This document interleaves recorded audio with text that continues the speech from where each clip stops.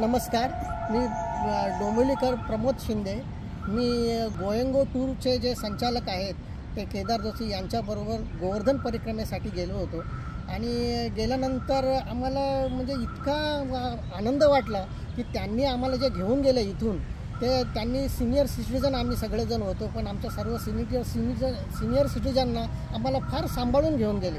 आम्हाला कुठेही त्रास झाला नाही आणि गेल्यानंतर आम्ही जसं जसं आम्ही एक एक स्थळं पाहत गेलो, मथुरा, वृंदावन या ठिकाणी गेलो तेव्हा इथे खूप आम्हाला आनंद मिळाला आणि ते संचालकसुद्धा आमच्याबरोबर आमच्या आनंदामध्ये मिसळून होते आणि आम्हाला इतकं म्हणजे आम्हाला वाटलंच नाही की आमची घरची टूर घरचेच फॅमिली असल्यासारखं वाटलं आणि त्यामुळे आम्हाला इतकी मजा वाटली, इतका आनंद झाला आणि ते सुद्धा आमच्या आनंदामध्ये आमच्या अगदी मिसळून गेले होते।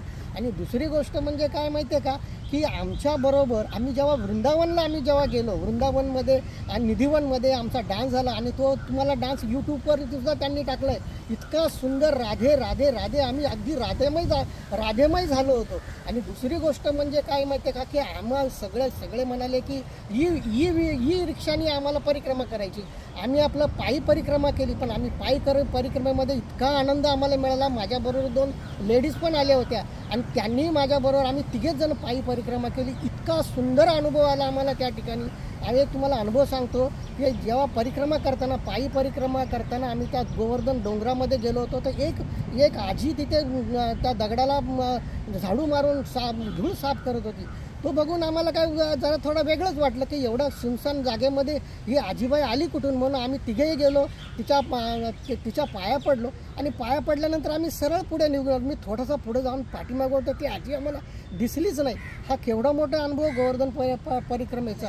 असं माझ्या मनामध्ये आलं की ती आजी ही दुसरी तिसरी कोणी नसून ती राधा मैयाच आहे असं माझ्या मनाला वाटलं। आणि आम्ही त्या आजीचा आमच्याबरोबर फोटो पण काढला होता, पण तिचा फोटो आलाच नाही, तिचा फोटो दिसतच नाही। आम्ही तिघंही दिसतो, 2 लेडीज आणि मी दिसतो, पण तिचा फोटोच दिसत नाही।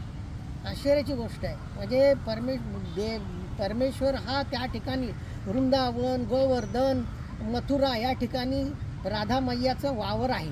माझं राधा मैया फिरत असते असं मला वाटतं, असं माझ्या मनाला वाटतं। परत दुसरी गोष्ट म्हणजे काय माहिती आहे का, आणखी एक गोष्ट म्हणजे महत्त्वाची, आमच्याबरोबर सच्चिदानंद शेवडे महाराज होते। त्यांनी इतकं अनुभव त्यांनी सांगितला, तिथल्या आध्यात्मिक गोष्टी इतक्या सुंदर त्यांनी सांगितल्या की आम्ही त्याच्यामध्ये त्यांनी जेव्हा ते सांगायचे तर आम्ही तासनतास त्यांच्या याच्यामध्ये गडून जायचो आणि आमच्या तोंडातून सारखं राधे राधे राधे आम्ही असा जल्लोष करत जायचो। आणि दुसरी गोष्ट आणखी एक त्यांची छान मला आवडली केदार जोशींची की त्यांचं महाराष्ट्रीयन किचन होतं, त्यामुळे आम्हाला इतर ठिकाणी खायचं प्रॉब्लेम आला नाही, त्यामुळे आमचं तब्येतही व्यवस्थित राहिली आणि यांनी आम्हाला इतकं सुंदर घेऊन गेले आणि आम्हाला परत तितक्याच आनंदाने आम्हाला परत घेऊन आले।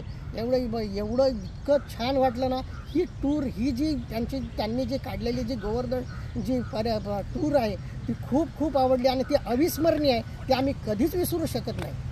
आणि आणखी एक गोष्ट काय माहिती आहे का की हॉटेल जी सोय खूप छान होती, म्हणजे त्यांनी जी हॉटेलाची जी व्यवस्था केली होती अतिशय सुंदर होती, इतकी सुंदर होती की आम्हाला असं वाटलं नाही की बाबा कुठलं तर असं एकदम गचाळ हॉटेलमध्ये नेलं, असं नाही। छान हॉटेलामध्ये नेलं, आम्हाला थोडासुद्धा त्रास झाला नाही आणि आम्हाला सुंदर आमची परिक्रमा त्यांनी आमच्याकडून करून घेतली। त्याबद्दल केदार जोशी आणि गोयंकेचे आम्ही खूप आभारी आहोत। धन्यवाद।